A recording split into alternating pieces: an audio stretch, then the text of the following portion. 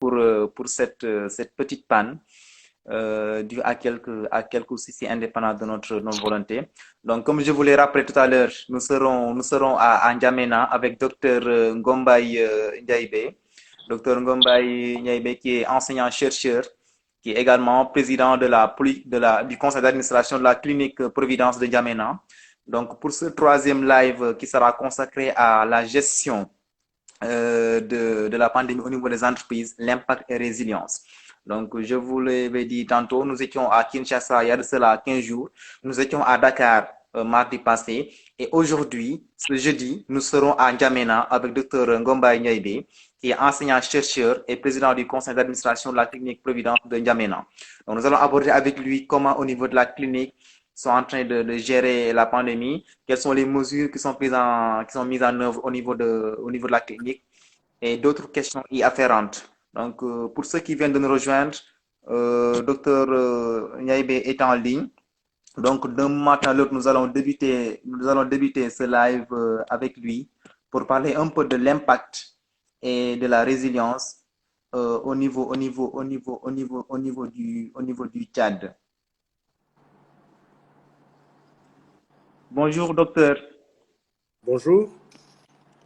Donc, merci d'être là pour ce live. J'espère que tout se passe bien à N'Djamena. Pardon? J'espère que tout se passe bien à N'Djamena. Oui, tout se passe bien. Il fait un peu chaud, mais ça va. Ok, super. Donc, pour ceux qui viennent de nous prendre en cours, je rappelle que nous sommes en direct de N'Djamena avec Dr Ngombaye Ndiaye. Il est enseignant-chercheur, il est président du conseil d'administration de la clinique Providence de N'Djamena. Et je rappelle également que ce live vous est proposé par notre filiale Hippocrate Medical Assistance. Hippocrate qui gère tout ce qui est évacuation sanitaire au Maroc, tout ce qui est check-up au Maroc. Donc, si vous avez des cas, si vous avez des collègues, si vous-même vous voulez avoir des prestations sanitaires au Maroc, n'hésitez pas à contacter Hippocrate Medical Assistance. Toute une attention à votre service pour que vous soyez à l'aise et que vous puissiez avoir votre prestation au Maroc. Donc, docteur, nous allons débuter le live, nous allons débuter l'interview. Donc, aujourd'hui, au niveau de la clinique Providence de N'Djamena, quelles sont les mesures de prévention que vous avez mises en place pour préserver la santé de vos employés au niveau de la clinique? Les mesures qui ont été mises en place pour les protéger du Covid-19. Bien, merci. Bon, mais c'est les mesures classiques, les mesures barrières, le lavage des mains, le port de masque obligatoire et puis l'utilisation du gel hydroalcoolique. Maintenant, tout patient qui vient, toute personne qui entre à la clinique doit porter un masque et se laver les mains avec du savon. Ok, d'accord. Donc, vous avez un dispositif à l'entrée de la clinique et au sein même de la clinique. Bien sûr. Bien sûr. Et tout le monde est obligé de se laver les mains et on utilise le gel hydroalcoolique. Ok, d'accord. Aujourd'hui, est-ce qu'au niveau de la clinique, parce que dans pas mal d'entreprises, il y a certaines entreprises qui ont opté pour le télétravail, c'est-à-dire il y a certains de leurs collaborateurs qui ne viennent plus à la clinique. Mais j'imagine pour vous, c'est pas évident vu que vous devez être en contact avec les patients. Est-ce que vous avez opté pour ça? C'est-à-dire une partie de vos collaborateurs travaillent à distance via des outils, ou bien est-ce que tout le monde est là et vous vous protégez? Bien, le personnel administratif et financier travaille à distance, mais le personnel soignant est obligé d'être à la clinique. Absolument. Parce que à distance, c'est difficile de soigner un malade. Mais nous prenons des dispositions quand même pour éviter la contamination. Mais quand les patients arrivent, ils sont soumis à la prise de la température. Avec thermoflash, oui. Oui, le thermoflash. Oui. Et s'ils présentent des signes suspects, on mesure tout de suite la saturation en oxygène. Ok. Et puis, on procède à des examens comme le D-dimer, la CRP, l'AVS. Alors, quand c'est forcément suspect, on les met en isolement et on les fait transférer dans un centre dédié. Parce que au Tchad, les cliniques n'ont pas le droit de garder les malades qui ont le Covid-19. Ok, ok, d'accord. Donc, il y a une étroite collaboration entre vous et les instituts les instituts qui traitent les cas positifs, quoi. Donc, à chaque fois que il y a un cas suspect, vous contactez un des instituts pour la prise en charge rapide de ces patients. Bien sûr. Ok. Et est-ce que jusqu'à présent, vous avez eu des cas à gérer comme ça, des cas similaires qui sont suspects et que vous avez pu contacter l'institut en question? Oui, nous avons déjà géré une quinzaine de cas Ok, qu'on a transférés et le test s'est avéré positif. Le ok, test, le scanner thoracique, etc. ok. Et aujourd'hui, parce qu'aujourd'hui, dans certains pays, le personnel médical est souvent exposé. Mais aujourd'hui, est-ce qu'au niveau de la clinique, il y a un dispositif spécial pour protéger le personnel médical pour que aussi soit épargné un peu par cette pandémie? Oui, les cas suspects sont gardés dans un endroit à part et le personnel porte- Oui, dispose d'un équipement de protection individuelle, de masques, oui. et ça a permis jusque-là de ne pas, d'éviter la contamination. Ok, ok. Aujourd'hui, j'imagine que au Tchad, est-ce que au Tchad, vous êtes en période de confinement, comme dans certains pays? Est-ce que l'État a décrété le confinement ou bien l'état d'urgence?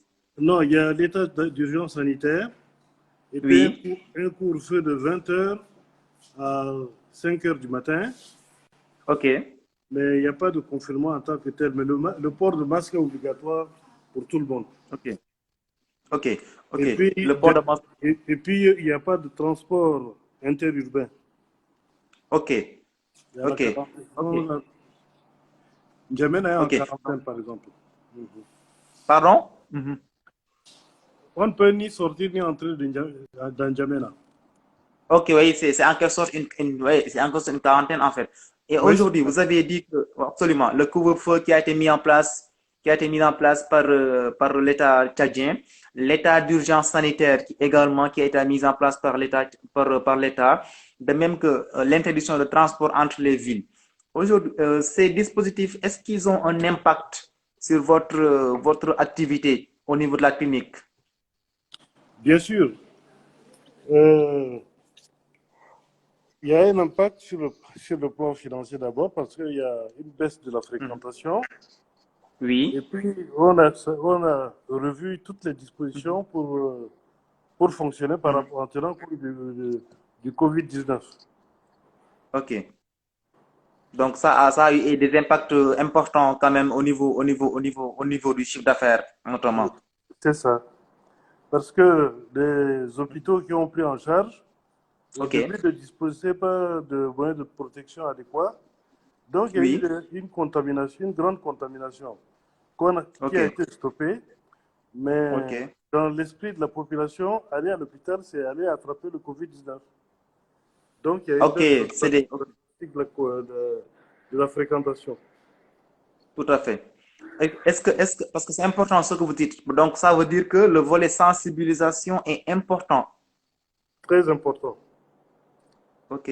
Et est-ce que au niveau de la clinique, vous avez mis en place des messages, une stratégie pour un peu sensibiliser vos clients par rapport à ça pour qu'il n'y ait pas cette psychose qui les empêcherait notamment de se déplacer?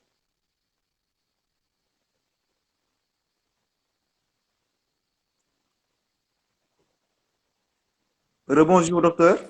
Au niveau des médecins qui font la sensibilisation qui se fait par le Mhm. personnel soignant, les médecins, les Oui, infirmiers, oui. entre eux et avec nos patients aussi. Ok, ok, d'accord, c'est important parce qu'aujourd'hui également, comme vous l'avez dit, aujourd'hui avec la psychose est telle que les gens pensent que aller à l'hôpital, ça veut dire vous avez des risques d'attraper la pandémie. Donc c'est important de sensibiliser les gens par rapport à ça. Donc C'est ça. aujourd'hui également, oui, vous avez dit que l'État tchadien a mis en place, a décrété quasiment l'état d'urgence sanitaire. Aujourd'hui, est-ce que vous vous préparez à l'après? état d'urgence sanitaire, parce que c'est important également. Les mesures durant l'état d'urgence et les mesures après. Donc, si aujourd'hui l'état d'urgence, l'état tchadien se levait et disait que l'état d'urgence comment dirais-je, n'est plus d'actualité, est-ce que vous êtes préparé à l'après-état d'urgence sanitaire au Bien. niveau de la clinique? Oui, Franchement, parler, on n'a pas à préparer l'après-état d'urgence parce que c'est oui, maintenant nous sommes en train d'attendre le pic. Donc, nous ok, sommes concentrés sur la riposte, quoi. oui, Mais déjà, au niveau de l'État, nous avons des réunions. Il y a, oui, il y a l'après-état d'urgence qui doit se préparer très bientôt. ok, ok. Donc, vous êtes dans cette phase actuellement. Oui, c'est ça. Ok, donc je dis que vous êtes dans cette phase d'après-état d'urgence sanitaire. Oui, oui, oui, bientôt on va se réunir pour parler de ça. Mais pour le moment, c'est la Ok, riposte parce que nous sommes en train mhm. d'atteindre le pic. Donc, Ok, toutes les forces sont mobilisées pour lutter contre le Covid-19. ok, d'accord. Donc, pour ceux qui viennent de nous rejoindre, je rappelle que nous sommes en direct de N'Djamena avec le docteur Gomba Yaibé, qui est enseignant-chercheur, qui est également le président du conseil d'administration de la clinique Providence de N'Djamena. Nous abordons avec lui quels sont les dispositifs qui sont mis en place par la clinique pour gérer un peu la pandémie, comment protéger les collaborateurs, quel est le système sanitaire qui est mis en place par rapport aux gestes barrières, par rapport comment dirais-je, à toutes ces mesures pour un peu préserver les collaborateurs, mais également les clients par rapport à cette pandémie. Donc, tout à l'heure, docteur, vous avez dit que vous êtes en train de préparer l'après-état d'urgence sanitaire. Donc, parce que aujourd'hui, vous êtes au niveau du pic. Est-ce qu'on peut avoir des chiffres par rapport à la pandémie aujourd'hui au Tchad? Ben, aujourd'hui, nous sommes à 350 cas. Ok, 350 cas, ben, le taux de mortalité est assez élevé quand même, parce ok, que nous sommes au-dessus de 12%, ok, comparé à d'autres voisins de Cameroun qui a 1000 et quelques, et qui a un taux de mortalité à moins de ok, 4%. ok, ok, d'accord. Donc, 350 cas avec un taux de mortalité de 12% au Tchad. C'est ça. Donc, ok, ok, d'aujourd'hui. Non, est-ce que ça veut dire que, est-ce qu'aujourd'hui, est-ce que ça veut dire que les mesures qui sont prises par l'état d'urgence a eu des effets escomptés parce que 350 cas comparé à d'autres pays, on dirait que c'est pas mal. Oui, les mesures prises ont donné de bons résultats, parce que Ok, la plupart des patients que nous avons eus sont des oui, patients qui sont venus de l'étranger. ok, Et quand on a vu que la plupart arrivaient avec le Covid-19, on oui, a, on a mis Djamena en quarantaine et dans beaucoup de provinces, il n'y a pas de ok, Covid-19 à ce jour. ok, On essaie de les confiner tous en Djamena. ok, absolument, absolument. Aujourd'hui, est-ce que votre clinique, vous êtes juste présent à N'Djamena ou bien vous avez d'autres démembrements dans d'autres localités au niveau du pays? Non, nous sommes uniquement en Djamena. Ok, ok. Et aujourd'hui, est-ce que par rapport à la collaboration pour la riposte au niveau des entreprises, est-ce que vous collaborez avec des hôpitaux pour mettre en place une stratégie commune? Ou bien est-ce qu'il y a une collaboration entre les cliniques et les hôpitaux par rapport à la prise en charge des collaborateurs et des employés dans les entreprises? Est-ce qu'il y a une collaboration entre des structures sanitaires au niveau de N'Djamena, Si, l'hôpital et cliniques par exemple? Oui. il y a la collaboration entre les cliniques, la Oui. collaboration entre les hôpitaux et les cliniques, et Ok. entre hôpitaux et hôpitaux aussi. Parce que Ok. la cellule devait être mise en place, Oui. chapeautée au niveau de la présidence, à Oui. réunir tout ce monde-là pour qu'il y ait une réaction efficace, quoi. Ok. Absolument. Absolument. C'est important. C'est important également cette collaboration entre hôpitaux et cliniques. Parce que voilà, parce que nous avons un adversaire invisible et qui est vicieux. Donc, plus on réunira nos forces, plus on aura plus de chances d'y faire face.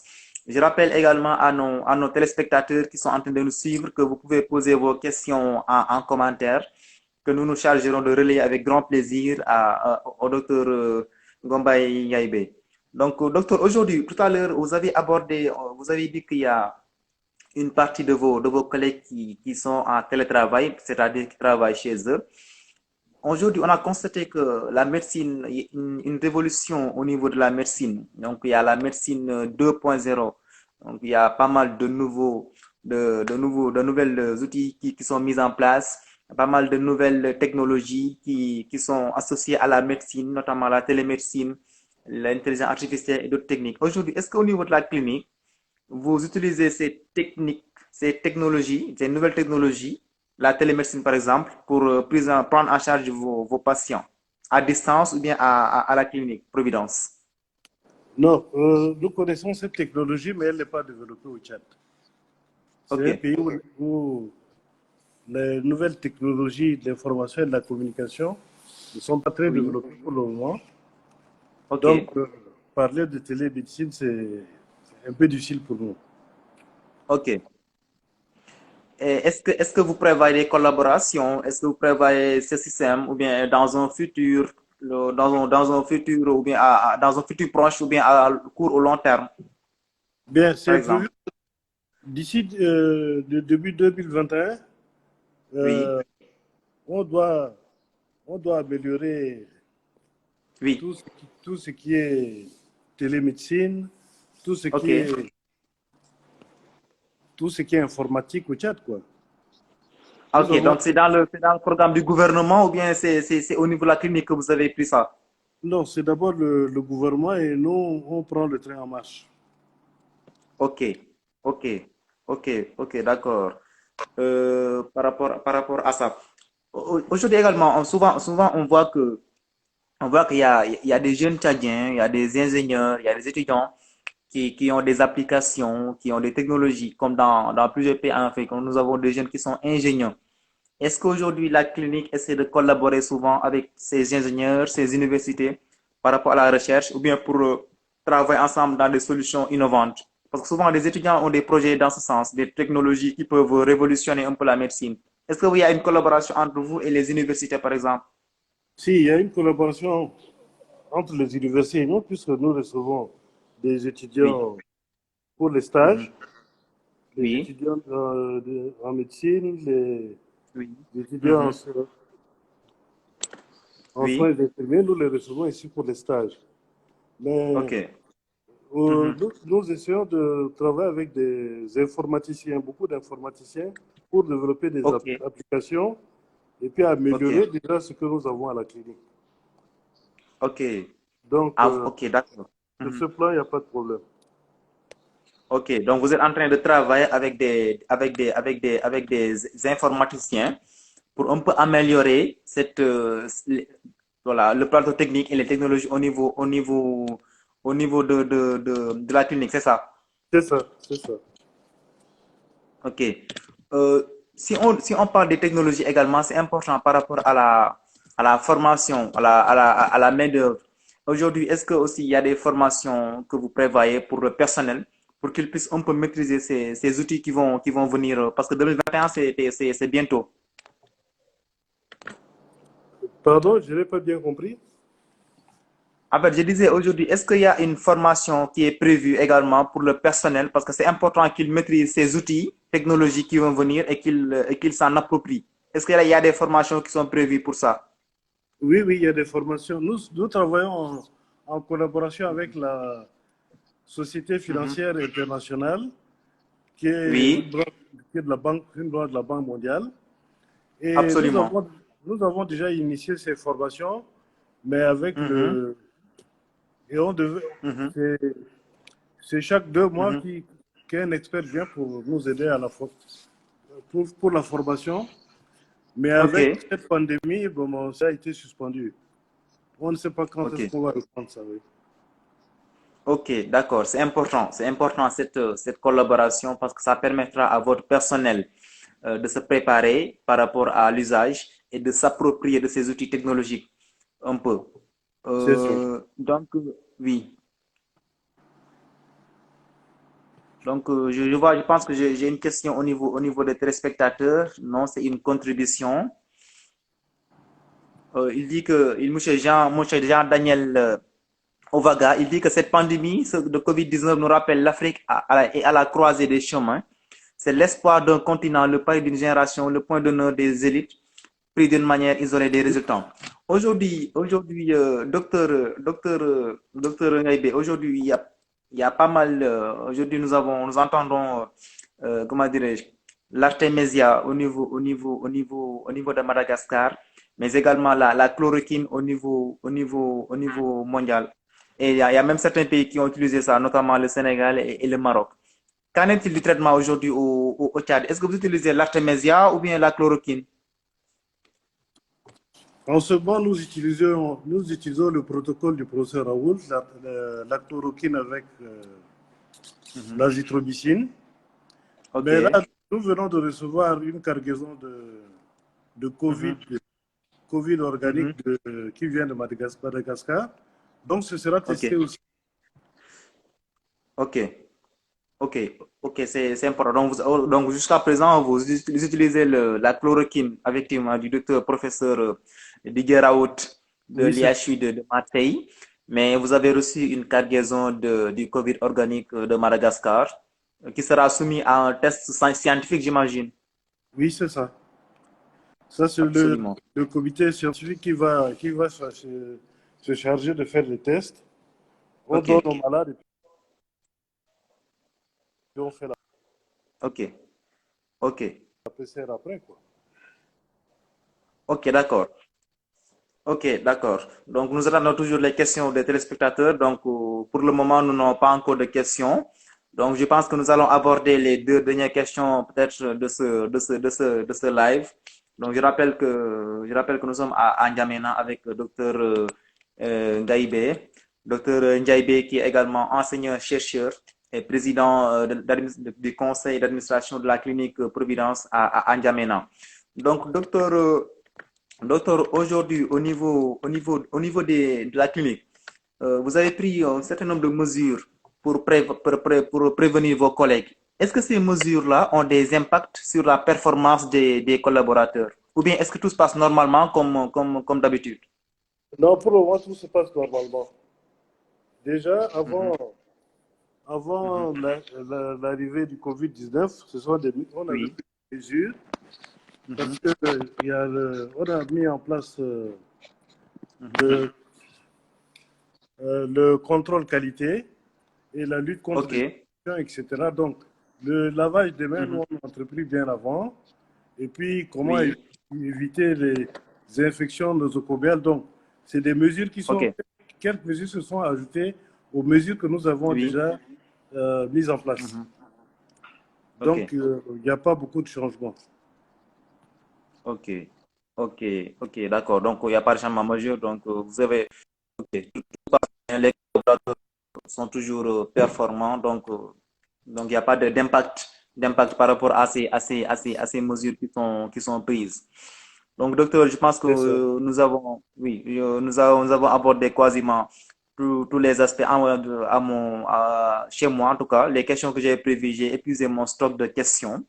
Donc, si vous avez peut-être des questions ou bien un aspect que vous souhaitez aborder et que je n'ai pas abordé, donc c'est l'occasion.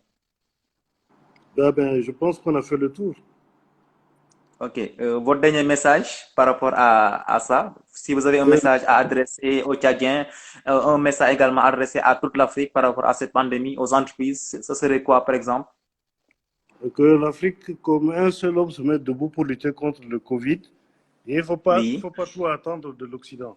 C'est pour cela Ok. que j'encourage les chercheurs africains Oui. à se lancer dans la bagarre, quoi. C'est important. Oui. Effectivement, c'est Et important. j'encourage la piste malgache parce que Oui. L'artémisia. l'artémisia pousse au Tchad aussi. Il y Oui. a, il y a l'artémisia annua, le dafra, Mhm. mais nous, on a Oui. l'artémisia judaïca Ok. qui semble donner de bons résultats.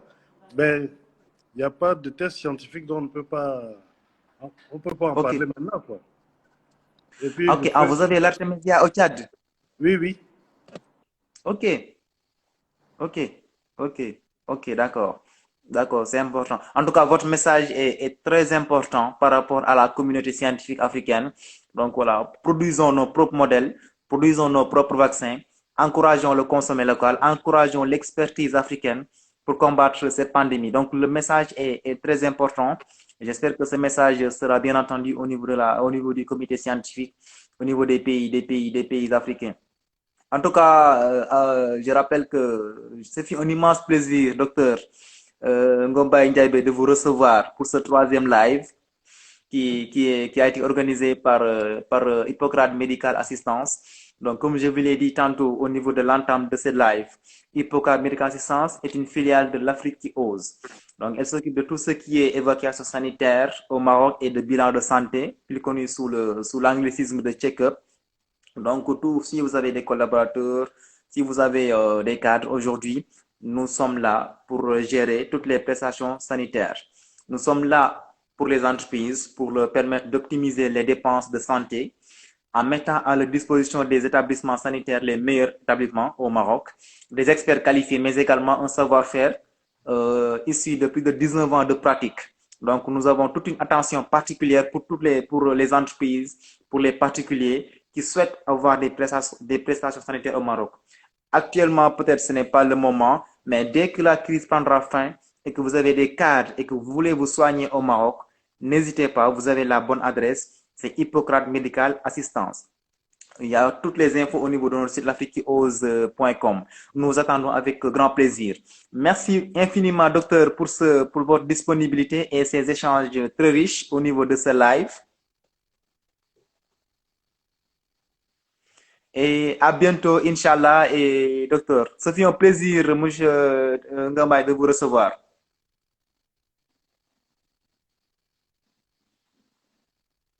Allô, docteur? Ok. Donc, je pense que peut-être la liaison est un peu défaillante. En tout cas, nous vous donnons rendez-vous la semaine prochaine dans un autre pays africain. Donc, après Kinshasa, Dakar et N'Djamena, la semaine prochaine, nous serons dans une autre capitale africaine pour aborder un autre aspect avec un autre expert. En tout cas, merci pour votre présence et à bientôt. Et d'ici là, restez chez vous et n'oubliez pas de vous abonner à notre compte L'Afrique qui ose et de visiter notre site l'afriquequiose.com. Et je rappelle également que ce live sera disponible sur notre chaîne YouTube, l'afriquequiose.com. Au plaisir de vous servir. Ce fut un immense plaisir. À bientôt. Bien les choses à vous. Bye bye.